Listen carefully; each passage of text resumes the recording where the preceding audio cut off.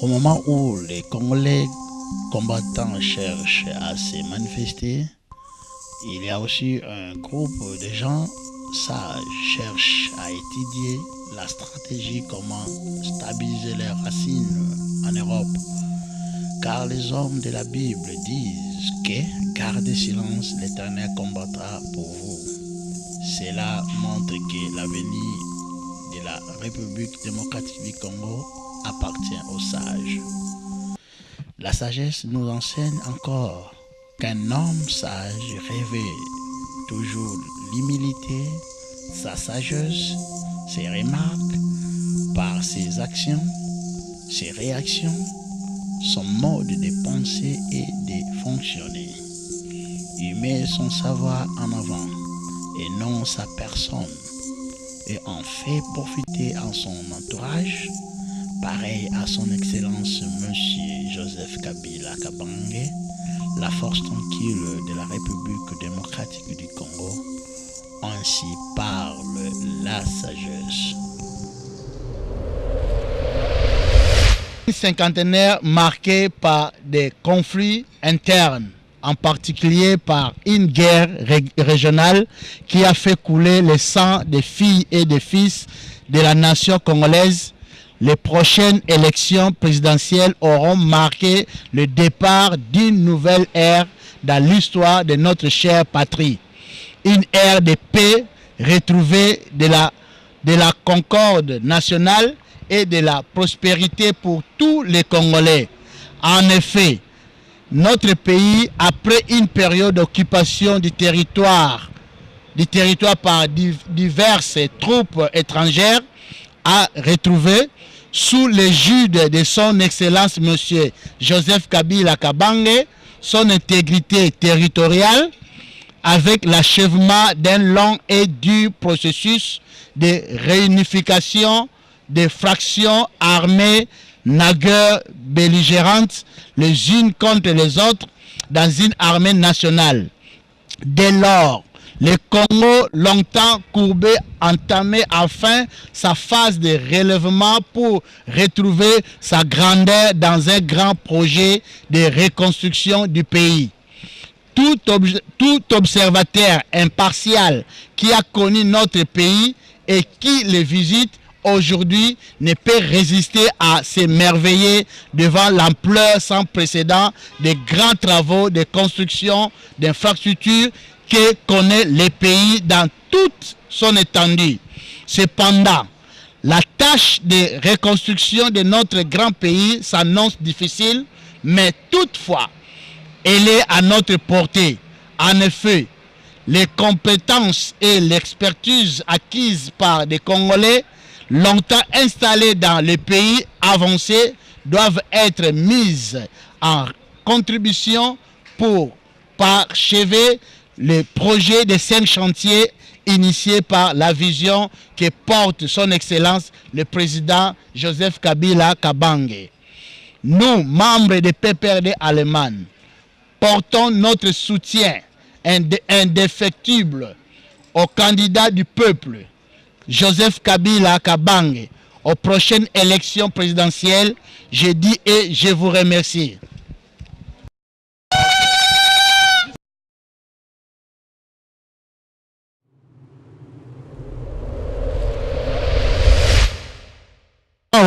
Tout ça pour nous soutenir le président Nabiso Joseph Kabila Kabange. Pour y avoir la moussa les hommes on a 5 chantiers et puis tous ont souhaité les sous pour une élection à passer pour assurer la biso makambo il y a 5 chantiers tout le monde banzela tout le monde va point mystique et salami et tout ça la biso tout plaisir que tu as l'accès maintenant que qu'on l'accès ba na mboka mususu que tala mboka na biso yango en tout cas soutien na biso toi en Francfort et ça rapport na PPRD pour na président na biso moko unique Joseph Kabila Kabange. Merci bien. Kombo na ngai ezali Benoît Kokemena Alex Kokele nazali chargé ya propagande awa na Allemagne awa na Frankfurt. Tozali kaka awa pona ko soutenir parti na biso ya PPRD pona ko soutenir le président na biso na misana ya azali kosala. Et l'autre est très important. Il y a bande comme Soussou, biso to na parti na biso ali PPRD. Yo so ali parti mususu, wali parti mususu, ali parti na yo. Donc linga o sala makambu oyo etali po na parti na yo, tika bande ko ope wali po na parti na bango basala. Parti ezali ndenge moko ba ministre na biso bali ko beta. Weranson azana équipe na ye, JB azana équipe na ye. Pour JB beta bien, il fallait Wera azala. JB abeta bien, Wera ifazala. Pour wase quoi abeta bien, Kofi fazala. Kofi pour abeta bien. Ngali PPD ezali, ba combattant bazali, toboy bangote, baza ba combattant. Mais le colonel l'angleterre ça va combattre que biso parti na biso ezali parti ba criminalité. To ba criminalité to ali parti. Nana okate ko bata PPRD basali des ordres moko boy. Pourquoi biso basali des ordres? Biso il a parti na biso. To sta kaka to ki peka likambo te kaka parti. Mais biso pe ki peka o te kaka parti na bino. Pourquoi vous occupez parti à moninga? Botika biso pe to bunda na oya biso ototo sala. Nga nazali chargé ya propagande. Comme nanga Alex Kokeli na vai na Frankfurt. Adresse nanga zali souk souvent numéro 15. O azana posa asolo nanga, za posa luka nanga, aya na adresse nanga na osolo na ye, na ko tazi na li chargé ya propagande awa na Allemagne. Na li chargé propagande awa na Frankfurt. Donc nazo combattre pour na parti nanga. Yo pe combattre pour na parti na yo. Totika ba désordre. Totika ba désordre. O ya bali mama. Il va te bien gagner papa.